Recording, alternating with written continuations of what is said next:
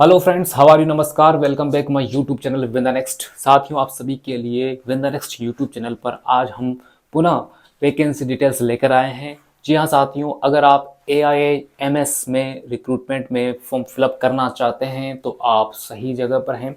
इसमें हम डिटेल में बात करते हैं कि AIIMS आखिरकार है क्या, किस प्रकार से इसमें फॉर्म निकले हैं और कौन कौन इसमें फॉर्म भरने के लिए एलिजिबल हैं। पूरी PDF मेरे इस फ़ोन में है, मैं इसमें आपको बताना चाहता हूँ।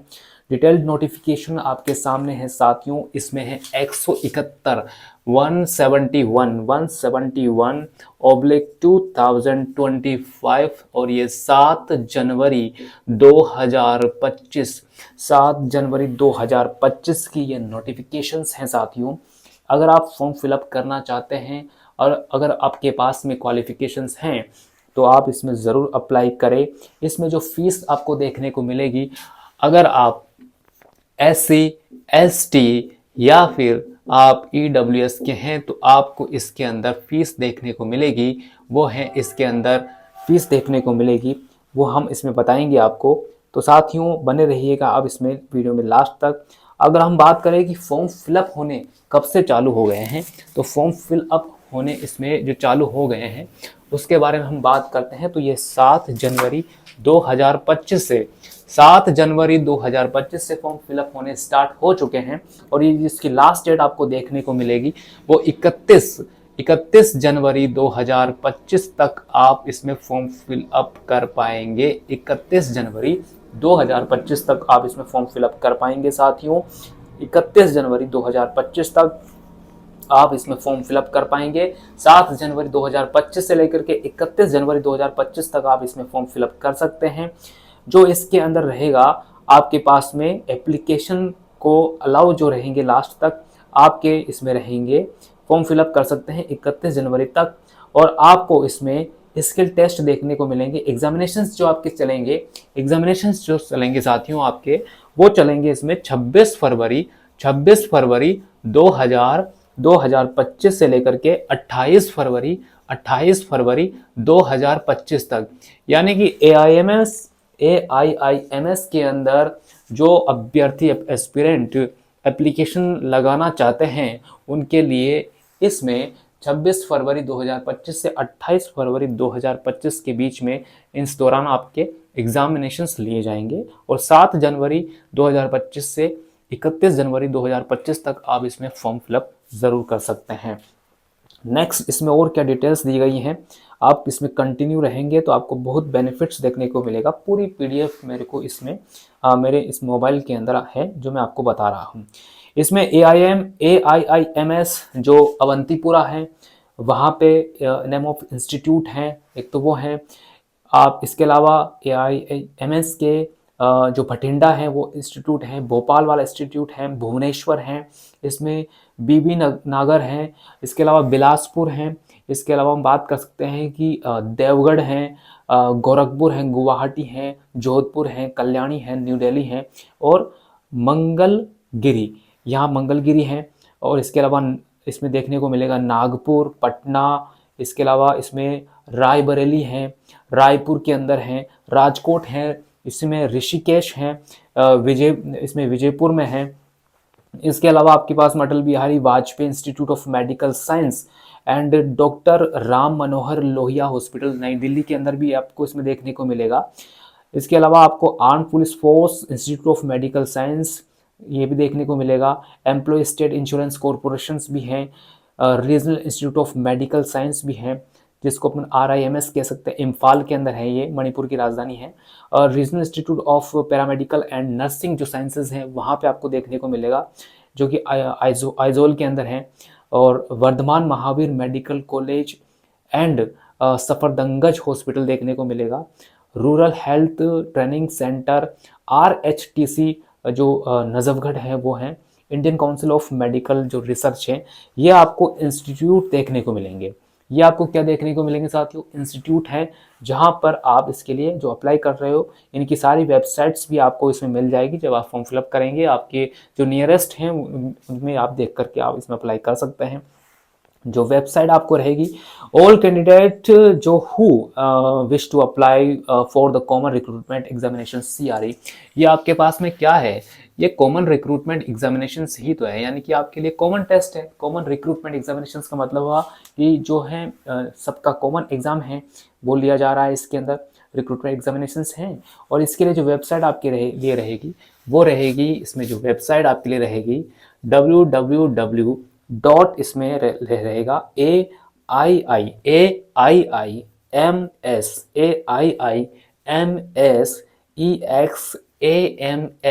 exams.ac.in, ध्यान रहे .ac.in, यानी कि www.AIIMS एग्जाम्स, AIIM के जो एग्जाम्स हैं AIIMS exams.ac.in, इसमें आपके सामने वेबसाइट रहेगी।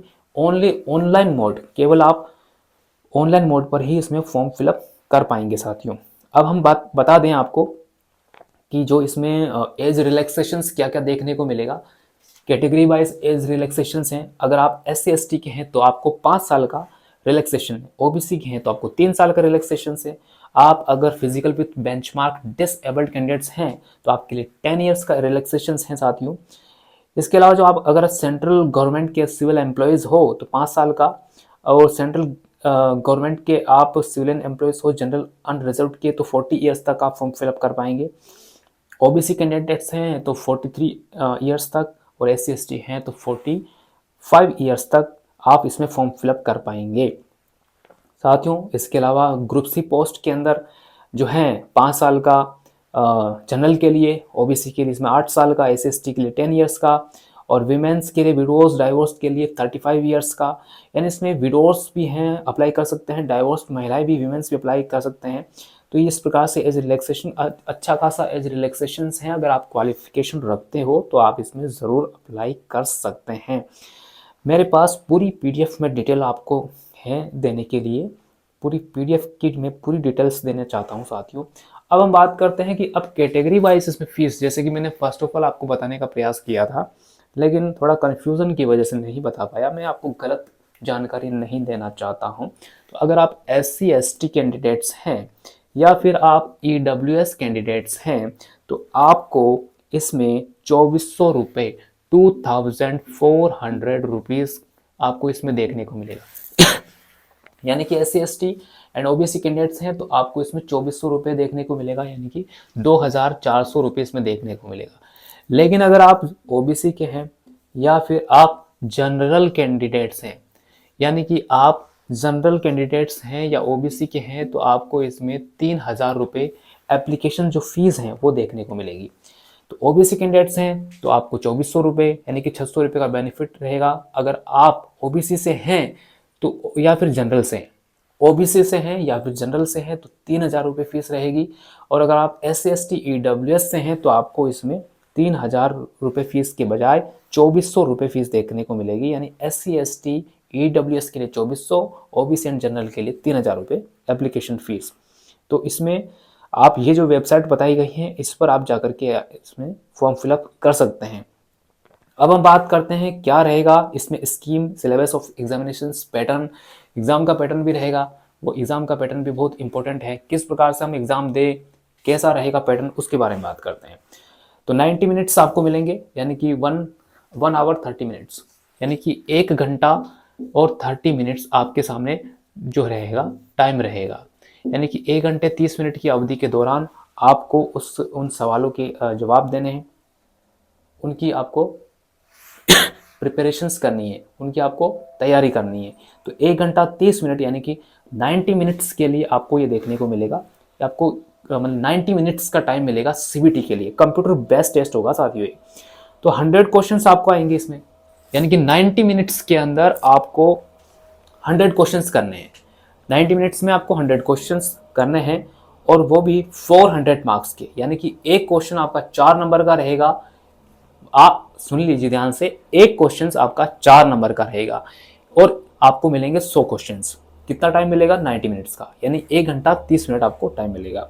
तो उसके बाद हम बात करते हैं कि questions paper will be divided in 5 sections, 5 sections में इन क्वेश्चंस पेपर्स को डिवाइड कर दिया गया है। अब किस प्रकार से रहेगा, 18 minutes during where each section will contain 20 questions following will be applicable. साथियों आगे हम बात करते हैं मीडियम ऑफ एग्जामिनेशंस क्या आपको देखने को मिलेगा। तो मीडियम ऑफ एग्जामिनेशंस आपका ये रहेगा इंग्लिश ऑब्लिक हिंदी। आप इंग्लिश चूज करेंगे तो आपका पेपर इंग्लिश में देखने को मिलेगा, हिंदी चूज करेंगे तो हिंदी में तो रहेगा ही, इंग्लिश में भी आपका पेपर रहेगा साथियों। तो क्वालिफाइंग जो है आपको क्या कर रखना होगा इसमें, तो each question will carry equal marks for each, यानी कि हर सवाल के लिए आपको 4 नंबर दिए जाएंगे, 4 नंबर दिए जाएंगे, और अगर आप गलत करेंगे तो 1/4 मार्क्स आपका काट लिया जाएगा। यानी कि 4 सवाल जो आपने गलत कर दिए हैं, यानी उसका 1/4 यानी कि 1 नंबर आपका माइनस हो जाएगा। साथियों अगर आप रहेंगे जनरल के या फिर ईडब्ल्यूएस के तो आपको 40% मार्क्स लाना है, जनरल हो या ईडब्ल्यूएस हो, और ओबीसी हैं तो 35% लाना है, और SC/ST हैं तो 30% तो आपको लाने ही होंगे। ये मिनिमम क्वालिफाई जो है क्राइटेरिया रखा गया है। बात करते हैं जो physical with benchmark disabled candidates हैं उनके लिए 30% रखा गया है। तो साथियों इसमें नेक्स्ट हम बात कर लेते हैं और भी डिटेल्स में जानकारी आपके सामने लेकर आए हैं। आज ज़बरदस्त रिक्रूटमेंट आपके सामने है, उसी के बारे में हम बात कर रहे हैं। तो इसमें काफ़ी सारे हैं, जैसे कि ग्रुप नेम है इसमें, जैसे food nutritions, general administrations, general maths जो है, English, civil engineering, electrical engineering, इस प्रकार से इसके अंदर दिया गया है। अलग अलग इसमें मेडिकल से संबंधित भी काफ़ी कुछ दिया गया है। तो साथियों ऑर्थो जैसे कि ऑप्थेमेल्पिक टेक्निक्स हैं, रिवर्जन है, काफ़ी सारे हैं इसमें, फार्मेसी, नर्सिंग इसमें देखने को मिलेंगे आपको। एक इस PDF में पूरी टोटल जो है इसमें जानकारी दी गई है। जो पोस्ट निकली है वो कौन कौन से निकली हैं और उनके लिए क्वालिफिकेशंस क्या क्या है, आपके जहन में ये सवाल ज़रूर उठ रहे होंगे। तो उसके लिए हम बात कर लेते हैं, डिटेल में बात कर रहे हैं। तो इसमें साथियों असिस्टेंट जो डाइटिशियन है उसके लिए पोस्ट निकली है। तो इसमें आपको MSc फूड एंड न्यूट्रिशंस में होना ज़रूरी है, 2 इयर्स का आपको एक्सपीरियंस भी होना ज़रूरी है साथियों। इसके अलावा असिस्टेंट जो डाइटिशियन है उसमें आपको इसेंशियली आपको MSc 2 इयर्स का एक्सपीरियंस, असिस्टेंट डाइटिशियंस की जो पोस्ट निकली ये हैं। इसके अलावा डेमोस्ट्रेटिक जो डाइटेटिक्स हैं उसकी डाइटिशियन की पोस्ट हैं, उन डाइटिशियंस की पोस्ट में आपको अप्लाई करना है तो उसके लिए भी MSc आपके पास में होनी चाहिए, 3 इयर्स का एक्सपीरियंस होना चाहिए। असिस्टेंट के लिए तो हालांकि उसमें 2 इयर्स का एक्सपीरियंस था, लेकिन जो डाइटिशियन बनना है तो उसके लिए 3 इयर्स का एक्सपीरियंस चाहिए होता है। और केवल असिस्टेंट बनना है तो मिनिमम आपके पास में बैचलर डिग्री होनी चाहिए in discipline from the recognised university institute, working knowledge of computer, MS office, PowerPoint के अंदर आपको नॉलेज होनी चाहिए। ये कोई पर्टिकुलर उसकी नहीं है पोस्ट, ये टोटल पोस्ट निकली है। इसमें असिस्टेंट एडमिनिस्ट्रेटिव ऑफिसर्स की भी पोस्ट निकली है, एग्जीक्यूटिव असिस्टेंट की भी पोस्ट निकली है। इसके अंदर डाटा एंट्री ऑपरेटर की भी पोस्ट इसमें देखने को मिलेगी आपको, data entry, junior administrative assistant, junior इसमें junior administrative assistant, lower division clerk, LDC की पोस्ट है, लोअर डिवीजन क्लर्क की भी पोस्ट है। यानी कि ये AIIMS में पोस्ट निकली हैं, लेकिन केवल डॉक्टर्स की पोस्ट नहीं निकली है, इसमें टोटली पोस्ट निकली हैं जिसमें सारे स्टाफ आपको देखने को मिलेंगे। ये पूरी जो डिटेल्स हैं लगभग 200 पेज की ये PDF है। इसमें साथियों ये अच्छी खासी जानकारी जो है इसमें देखने को मिल रही है। आप सभी इसमें अप्लाई कर सकते हैं अगर आप एलिजिबल हैं। ये ना सोचें कि हम AIIMS में हम क्या अप्लाई कर पाएंगे, लेकिन ऐसा नहीं है, आप अप्लाई ज़रूर कर सकते हैं। 31 जनवरी इसमें 2025 की इसमें लास्ट डेट है। और इसमें देखिए जो पोस्ट का अगर मैं नाम गिनने लग जाऊँ तो ये पोस्ट का नाम और उनकी जो है क्वालिफ़िकेशंस ही मैं देख पा रहा हूँ। इसमें 50-60 जो पेजेस की है वो इसमें है। तो आप इसमें अप्लाई कर सकते हैं, बेहतर से बेहतर इसमें आप अर्निंग भी कर पाएंगे और अच्छी खासी रेपुटेटेड पोस्ट आपको देखने को मिलेगी साथियों। बहुत ही मेरे को लगता है कि इसमें 100 पेजेस के अंदर इसमें देखने को मिल रहा है। अब इसमें हम बात कर लेते हैं, अगर मैं शॉर्ट रूप में बताऊं तो भी इसमें काफ़ी समय लग जाना है क्योंकि इसमें काफ़ी सारी पोस्टें हैं। तो अलग अलग स्टेट्स में अलग अलग पोस्ट हैं, अलग अलग पदों के अनुसार पोस्ट हैं। आप अप्लाई ज़रूर करें, बस ये ध्यान रखें कि आप अप्लाई करें, अपने क्वालिफ़िकेशंस के अकॉर्डिंग आप अप्लाई करें। ये बहुत ज़रूरी हैं एक बेरोज़गार के लिए रोज़गार हासिल करना। तो आप इसमें अप्लाई ज़रूर कर सकते हैं और अपने पद और प्रतिष्ठा को बढ़ा सकते हैं। तो ये जो है AIMS के द्वारा रिक्रूटमेंट निकाली गई है। और हम आगे इसमें बात कर लेते हैं, वो ये है कि एज रिलैक्सेशंस के अंदर आयु में अगर आपको इसमें छूट चाहिए तो इसके लिए आप फॉलो कीजिए। एक सर्विसमैन हो अगर आप जनरल के अंदर तो आपको 3 साल, अगर OBC में एक सर्विसमैन हैं तो आपको इसमें 3-3-6 साल, और अगर SC/ST में है तो 3 और 5 यानी कि 8 साल का आपको इसमें बेनिफिट देखने को मिलेगा। यानी एक सर्विसमैन के लिए भी गवर्नमेंट ने काफ़ी अच्छा बेनिफिट दिया है, वो इसमें अप्लाई कर सकते हैं और बेनिफिट उठा सकते हैं। यानी कि देश सेवा के साथ ही साथ ये सेवा भी ज़रूरी है।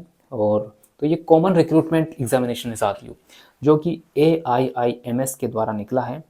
तो आज मैंने आपको ये बताने का, हालांकि इसमें फ़ीस ज़्यादा है, फ़ीस इसमें आप देख सकते हैं कि फ़ीस ज़्यादा है।